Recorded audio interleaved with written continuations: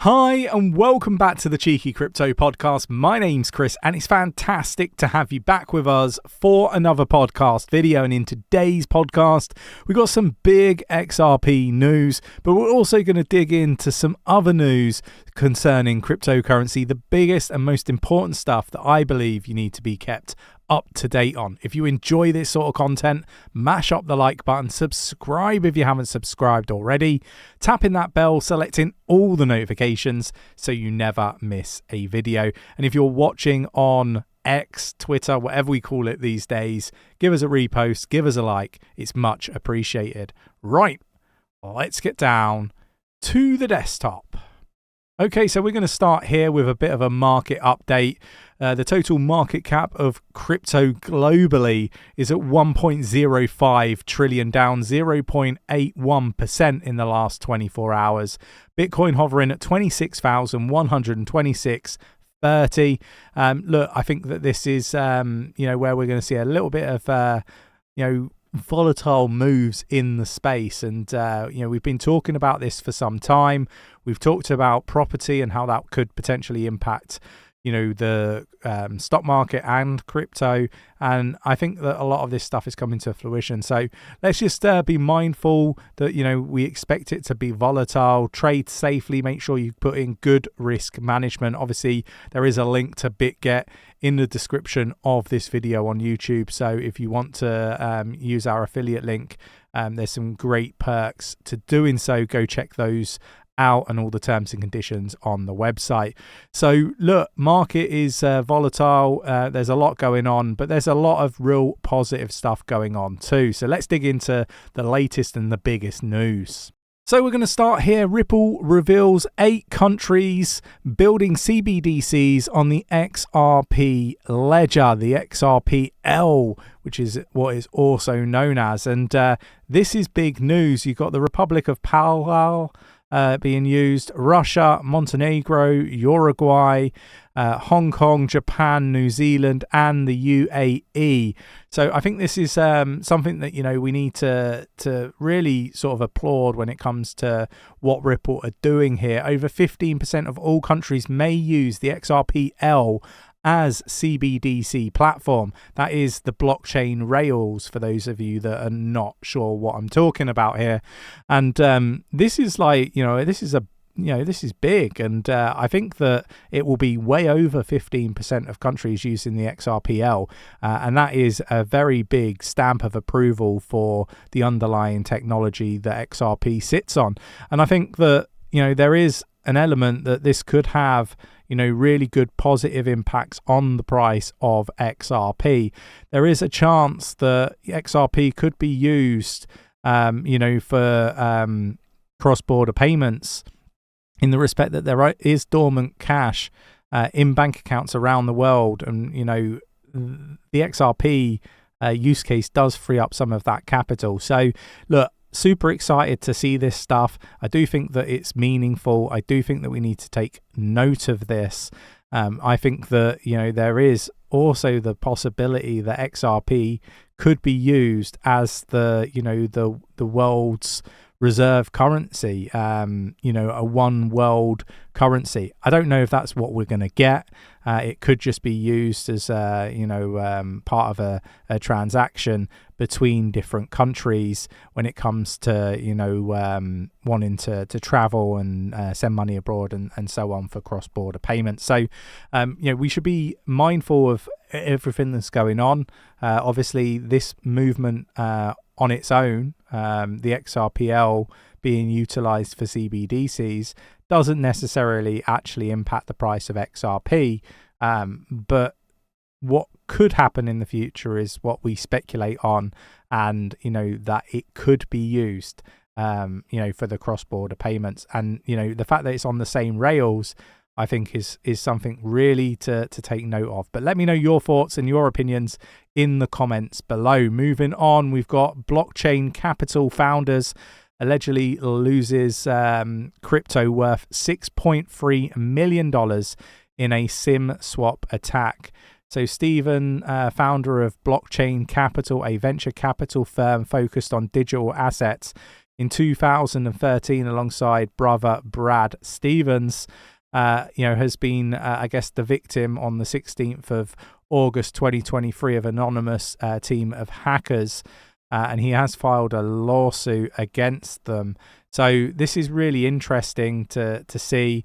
It looks like approximately $6.3 million worth of Bitcoin, Ethereum, MakerDAO, Compound, and Uniswap are now under their control. So I do want to sort of touch on this stuff because I think that there's more and more of this activity, behavior happening in the space, and I don't think that is a positive thing at all.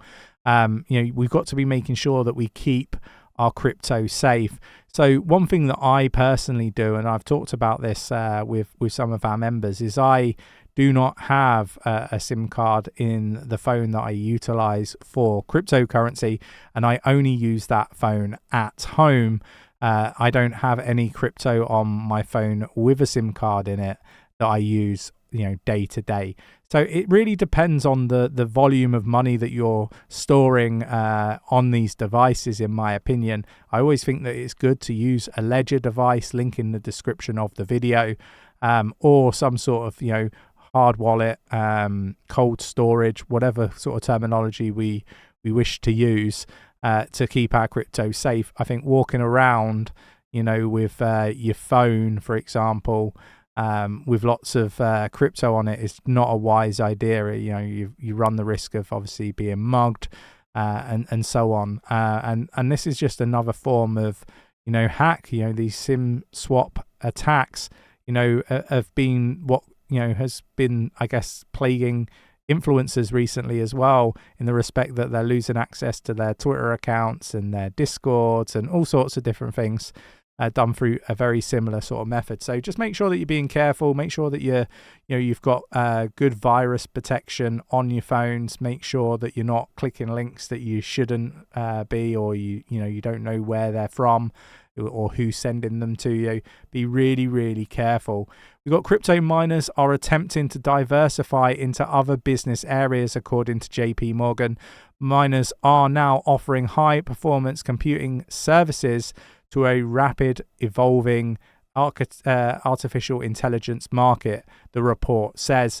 So, diversifying into AI, not a surprise. I think that we are going to see an awful lot of these computer resource companies do really well. We have got the likes of Nunet, Render is another project that I think are very similar, doing similar things, and have a real positive future. But to see miners diversifying is not surprising, but rather interesting. Okay, so we've got scammers used ChatGPT to unleash a crypto botnet on X, formerly known as Twitter. Apparently it connected to ChatGPT, shows how easy and effective artificial intelligence can be to harness for disinformation. I think we should be mindful of all of this stuff, and be really, really careful when it comes to information that we're consuming. We got crypto exchange BitGet to tighten ID requirements as regulators cite fraud concerns. Existing customers have until the 1st of October to complete the process, after which time they will only be able to withdraw, cancel orders, or close trading positions. So look, we're starting to see this more and more. I think that as exchanges become more prominent, we are going to see more exchanges, all exchanges, start to do KYC. Make sure that you're keeping yourselves up to date. We've got top UK university partners with AI startup to analyze crypto market. We got Imperial College London announced the collaboration with AI startup Fueled AI to tackle major issues in the crypto market, such as liquidity aggregation. So again, really, really positive. Love to see this sort of stuff, and I think that it's a great value add for the space. We've got crypto users react to the death of the Shiba Inu behind viral memes. The 12-year-old dog had appeared in memes with Dogecoin's own inspiration, the Shiba Inu named dog. So look, these things are really sad, right? And I thought it was worth a mention. We got the SEC's charges crypto investment manager Titan with misleading advertising claims. The case against Titan Global Capital Management is the first brought under the US regulators 2020 marketing rule. So I think that this is a compliance issue. It's something that we need to be mindful of. I believe that they agreed to this. The commission amended the marketing rules to allow for the use of hypothetical performance metrics, but only if advertisers comply with the requirements responsibly designed to prevent fraud. And these are the things that they've failed on Titan. So seeing more and more attacks from the SEC on some of these companies. The loss to Ripple and others is not stopping them at all.